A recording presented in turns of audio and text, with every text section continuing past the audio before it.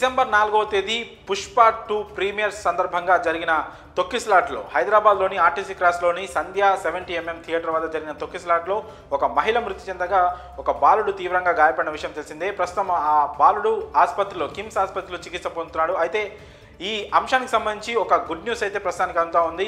గత 17 రోజులుగా ఆసుపత్రిలో చికిత్స పొందుతూ స్పృహ లేకుండా ఉన్న ఆ బాలుడు ప్రస్తుతం స్పృహలోకి వచ్చినట్లయితే డాక్టర్లు ఒక హెల్త్ బులెటిన్లో విడుదల చేశారు. అందులో ఈ విషయాన్ని పేర్కొన్నారు. ప్రస్తుతం ఆ బాలుడు స్పృహలోకి వచ్చి ఫీడింగ్ తీసుకున్నట్లుగా డాక్టర్లు అయితే తెలిపారు. అయితే ఇందులోనే ఒక బ్యాడ్ న్యూస్ ఏంటంటే ప్రస్తుతానికి ఆ బాలుడు ఎవరిని గుర్తుపట్టలేదు. తన తండ్రిని కానీ తన కుటుంబ సభ్యులను కానీ ఎవరిని గుర్తుపట్టే పరిస్థితులు అయితే ప్రస్తుతం ఆ బాలుడు లేనట్లు డాక్టర్లు తెలిపారు. అలాగే ఆ బాలుడికి తరచూ ఫిట్స్ వస్తున్నట్లు కూడా వైద్యులైతే వెల్లడించారు. అయితే ప్రస్తుతానికి వెంటిలేటర్ మీదే తను చికిత్స పొందుతున్నప్పటికీ కూడా ప్రాణాపాయం తప్పినట్లుగా వైద్యులు తెలిపారు. అంటే ప్రస్తుతం ఆ బాలుడి ఆరోగ్యం నిలకడగా ఉందని వైద్యులైతే నిర్ధారించారు. మరి ఇది ఒక రకంగా ఆ బాలుడి కుటుంబ సభ్యుడికి ఒక శుభవార్తగా మనం చెప్పుకోవచ్చు. గత 17 రోజులుగా ఏమాత్రం స్పృహ లేకుండా బెడ్ మీద అలాగే పడి ఉన్న ఆ బాలుడు ప్రస్తుతం ఆరోగ్యం నిలకడగా ఉండి స్పృహలోకి రావడం అనేది ఆ కుటుంబ సభ్యులకి కాస్త ఒక మంచి వార్తగా చెప్పుకోవచ్చు.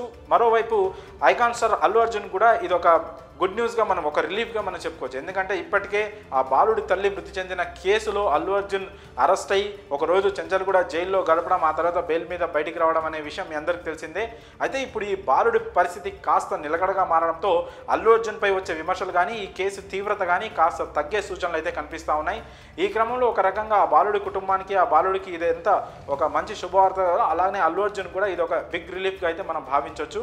మరి బాలుడు మరి పూర్తి స్థాయిలో ఎప్పటివరకు కోలుకుంటారనే విషయం ఇప్పటివరకు అయితే వైద్యులు ప్రకటించలేదు.